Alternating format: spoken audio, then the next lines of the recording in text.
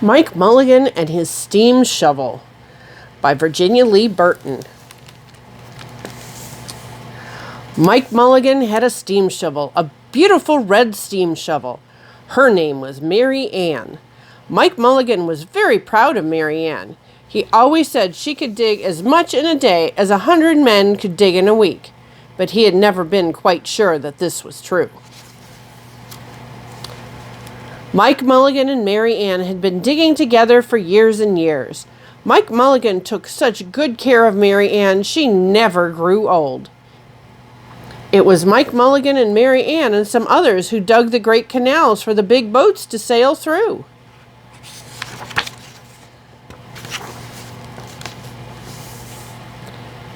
It was Mike Mulligan and Mary Ann and some others who cut through the high mountains so that trains could go through.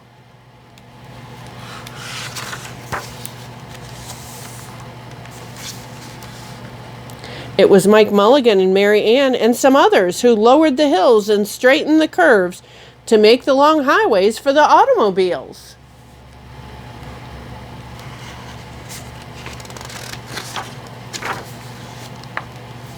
It was Mike Mulligan and Mary Ann and some others who smoothed out the ground and filled in the holes to make the landing fields for the airplanes.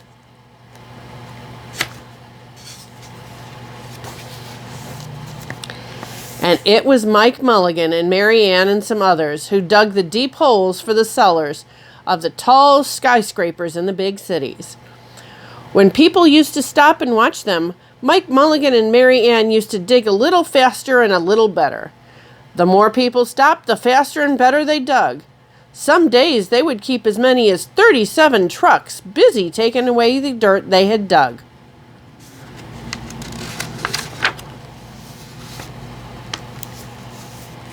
Then came along the new gasoline shovels and the new diesel motor shovels and took all the jobs away from steam shovels.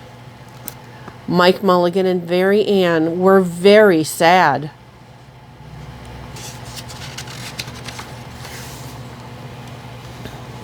All the other steam shovels were being sold for junk or left out in old gravel pits to rust and fall apart.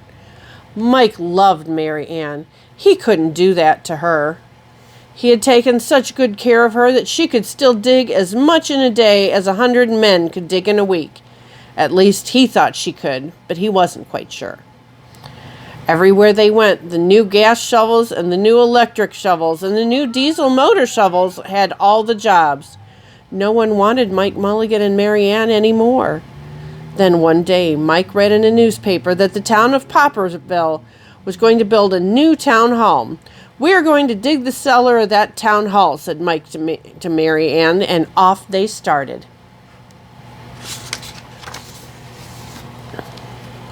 They left the canals and the railroads and the highways and the airports and the big cities where no one wanted them anymore and went away out in the country. They crawled along slowly up the hills and down the hills till they came to the little town of Popperville.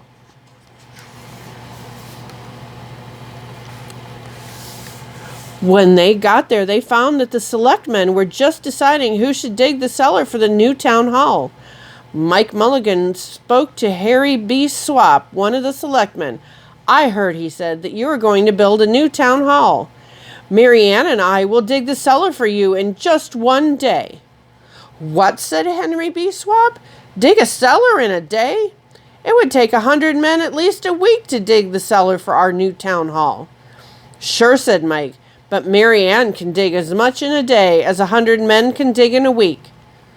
Though he had never quite been sure that this was true. Then he added, "If we can't do it, you won't have to pay."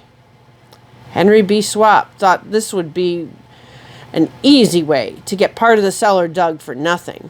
So he smiled in a rather mean way, gave the job of digging the cellar of the new town hall to Mike Mulligan and Mary Ann.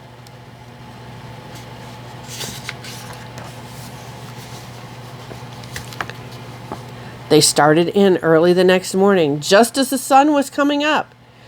Soon a little boy came along. "Do you think you will finish by sundown?" he said to Mike Mulligan.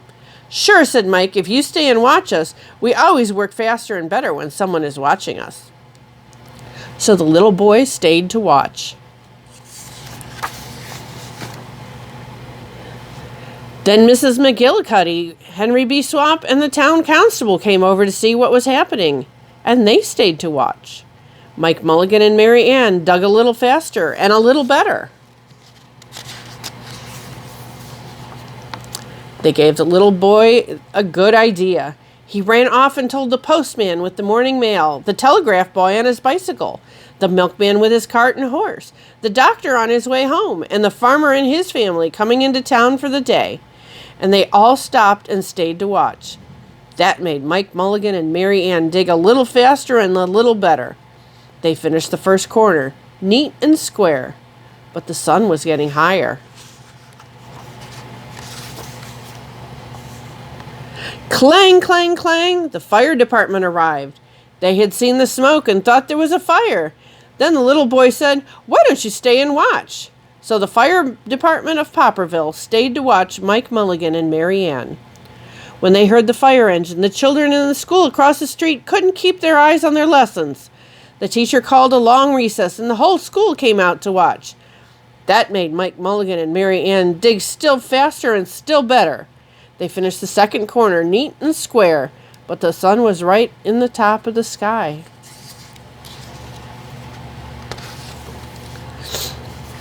Now the girl who answers the telephone called up the next towns of Bangerville and Bopperville and Kipperville and Copperville and told them what was happening in Popperville. All the people came over to see if Mike Mulligan and his steam shovel could dig the cellar in just one day. The more people came, the faster Mike Mulligan and Mary Ann dug. But they would have to hurry. They were only halfway through and the sun was beginning to go down. They finished the third corner, neat and square. Never had Mike Mulligan and Mary Ann had so many people to watch them. Never had they dug so fast and so well, and never had the sun seemed to go down so fast. "Hurry, Mike Mulligan, hurry, hurry," shouted the little boy. "There's not much more time." Dirt was flying everywhere, and the smoke and the steam were so thick that the people could hardly see anything. But listen. Bing, bang, crash, slam, louder and louder, faster and faster. Then suddenly it was quiet. Slowly, the dirt settled down. The smoke and steam cleared away, and there was the cellar, all finished. 4 corners, neat and square. 4 walls, straight down, and Mike Mulligan and Mary Ann at the bottom, and the sun was just going down behind the hill. "Hooray!" shouted the people. "Hooray for Mike Mulligan and his steam shovel! They have dug the cellar in just one day." Suddenly the little boy said, "How are they going to get out?" "That's right," said Mrs. McGillicuddy to Henry B. Swap. "How is he going to get his steam shovel out?" Henry B. Swap didn't answer, but he smiled in a rather mean way. Then everybody said, "How are they going to get out?" "Hi, Mike Mulligan, how are you going to get your steam shovel out?" Mike Mulligan looked around at the 4 square walls and the 4 square corners, and he said, "We've dug so fast and we've dug so well that we've quite forgotten to leave a way out." Nothing like this had ever happened to Mike Mulligan and Mary Ann before, and they didn't know what to do.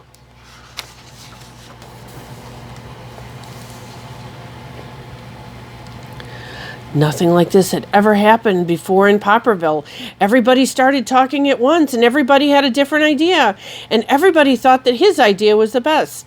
They talked and they talked and they argued and they fought until they were worn out, and still no one knew how to get Mike Mulligan and Mary Ann out of the cellar they had dug. Then Henry B. Swap said, "The job isn't finished because Mary Ann isn't out of the cellar, so Mike Mulligan won't get paid."